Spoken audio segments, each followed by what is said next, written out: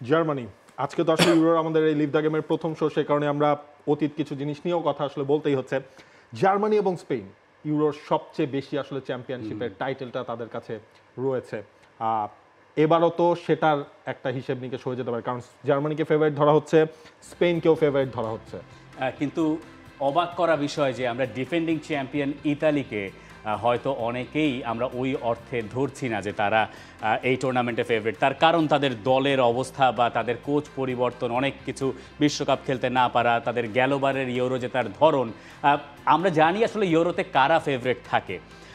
ডেনমার্কের ব্যাপারটা, গ্রিসের ব্যাপারটা একটু আলাদা, ওখানে ওয়ান অফ কিছু ঘটনা আছে, ওই দলগুলো বেশ ভালো ছিল, তারা একটু অন্য স্টাইলের ফুটবল খেলেছে। কিন্তু জার্মানির এই দলটাকে আমার মনে হয় যে প্রথমত সেমিফাইনাল পর্যন্ত যাওয়াটা তাদের জন্য একটা সফলতা হিসেবে ধরা হবে।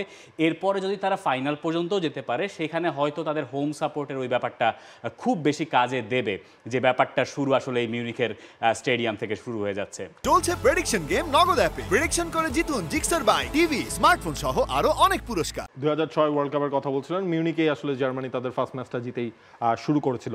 এবারের যে জার্মানির ইউরোর স্কোয়াডটা সবচেয়ে স্ট্রংগেস্ট সাইড, আসলে সবাই বলছে যে তাদের অ্যাটাকিং যে সেটটা রয়েছে সেখানে ফরওয়ার্ড এবং অ্যাটাকিং মিডফিল্ডার, সেন্টার মিডফিল্ডার যারা রয়েছে সেটাই সবচেয়ে স্ট্রং জোন। এর বাইরে ডিফেন্ডিংটা কি জার্মানির একটা কনসার্নের জায়গা কিনা টিটু ভাই? হ্যাঁ, অবশ্যই। বেশ কিছুদিন ধরেই কিন্তু আমরা ওরকম স্টেবিলিটি আমরা দেখছি না ডিফেন্স লাইনে। যদিও এখানে আমি দেখলাম যে এখনও পুরনো প্লেয়ারগুলি আছে কিছু। তো মেইন হচ্ছে যে আমি নাগলসম্যানের বায়ার্ন মিউনিখের ব্যর্থতার পর he had time to reflect যে হোয়াট দ্য মিস্টেক্স সে তার দৃষ্টিতে আর কি যে বায়ার্নে হয়েছে। তো ওই জিনিসটা, ন্যাশনাল টিম তো অন্য জিনিস, বায়ার্নের প্লেয়ার আর ন্যাশনাল টিমের প্লেয়ারটা তো ডিফারেন্ট কিছুটা হলেও। এখানে টনি ক্রুসের মতো একজন প্লেয়ারকে সে পাচ্ছে যে মিডফিল্ডের মাস্টার মাইন্ড, এবং তার পাশে বোধহয় রবার্ট আন্দ্রেজ। তো ওই হিসাবে আমি বলবো যে লাস্ট যে ফ্রান্সের সাথে যে খেলাটা খেলেছে মার্চে, এই খেলাটার মধ্যে কিন্তু সর্বোচ্চ একটা পজিটিভনেস দেখাতে পেরেছে, যে হাই পজিশন বেস এবং খুব ফোর্সফুল ক্লেভার প্রেসিং, যে জিনিসটা জার্মানির সাথে অনেক দিন পর জার্মানির খেলাতে একটা স্টেবিলিটি ছিল, খুব ভালো খেলা মনে হয়েছে। তো Nagelsmann actually one of the youngest coach they have ever had, I think. তো ওই হিসাবে নাগলসম্যান অনেক ট্যাকটিশিয়ান, সে কিন্তু ওই আপনার ব্লাড সোয়েট ওইগুলি নিয়ে কাজ করবে, ইমোশনাল কোচ না সে। সে কিন্তু মেইনলি হচ্ছে যে more tactical than any other coach. এই জায়গায় যদি একটু যোগ করি, বা টিটু ভাই এটা ভালো বলতে পারবেন, নাগলসম্যানের কথা তো আমরা বলছি যে নাগলসম্যান কি করে জার্মানিটাকে চেঞ্জ করে দিয়েছেন। নাগলসম্যান কয়েকটা কাজ করেছেন। তিনি দল থেকে ইগো ছাঁটাই করতে চেয়েছেন।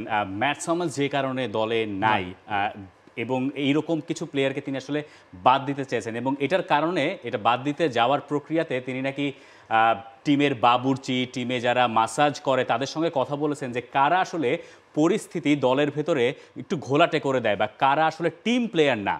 এই ব্যাপারগুলো আসলে ফুটবলে কাজ করে কি করে, মানে এই যে নাগলসম্যানকে আমরা বলছি হ্যাঁ মাস্টার ট্যাকটিশিয়ান, তার হয়তো আবেগের ব্যাপারটা কম, কিন্তু আবেগ এখানে আছে তো।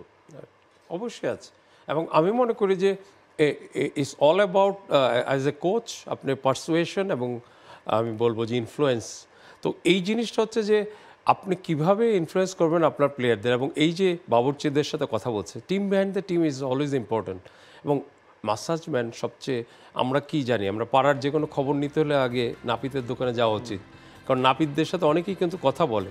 সো ওই মাসাজম্যান, মাসিওররা কিন্তু যখন প্লেয়ারদের সাথে কাজ করে, অনেক তাদের যেই কথাগুলি কোচদের কানে যাবে না, বা হয়তো কখনো টিমমেটের কাছেও বলে না, ওইসব কথা কিন্তু বলে। তো ইট হেল্পস যে ওই যে কোনো ধরনের ইনফরমেশন আপনার ডিসিশন মেকিংয়ে কাজে আসে। তো আমার মনে হয় এটা খুব একটা বড় দিক এখনকার কোচিংয়ে। হ্যান্সি ফ্লিকের জায়গায় নাগলসম্যান আসলেন, আসার পর এখন পর্যন্ত জার্মানির হয়ে 4টা ম্যাচ, মার্চ উইন্ডোতে 2টা, এই মাসে আসলে লাস্ট 2টা ম্যাচ তারা খেললো। এখন পর্যন্ত একটা জিনিস আসলে মনে হয়েছে, একটা সময় লাস্ট ইয়ারে জার্মানির হচ্ছে একটা সেট লাইন আপ ছিল না, প্রচুর অদল বদল হচ্ছিল।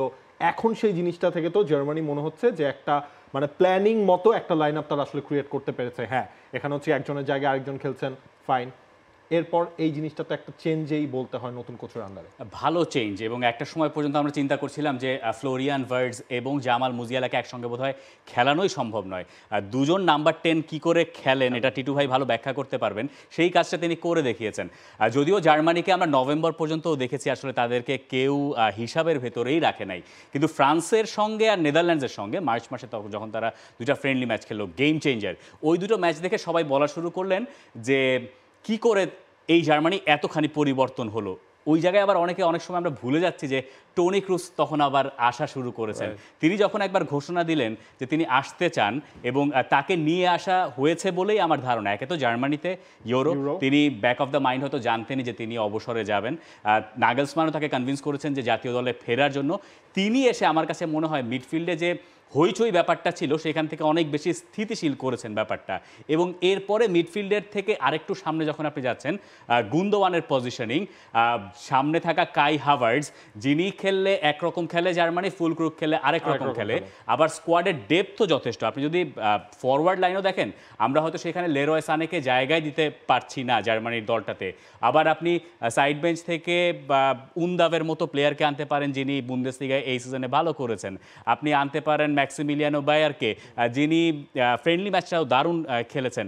এই অপশনগুলো এখন দাঁড়িয়ে গেছে আসলে নাগেলসমানের কাছে, এবং এই পুরোটাই আসলে তিনি যে কটা দিন সময় পেয়েছেন তার ভেতরে তিনি তৈরি করে নিয়েছেন। For more updates, subscribe to our YouTube channel and click on the bell icon. Follow us on Facebook and Instagram. Download T-Sports app to enjoy exciting games and highlights. Visit tsports.com.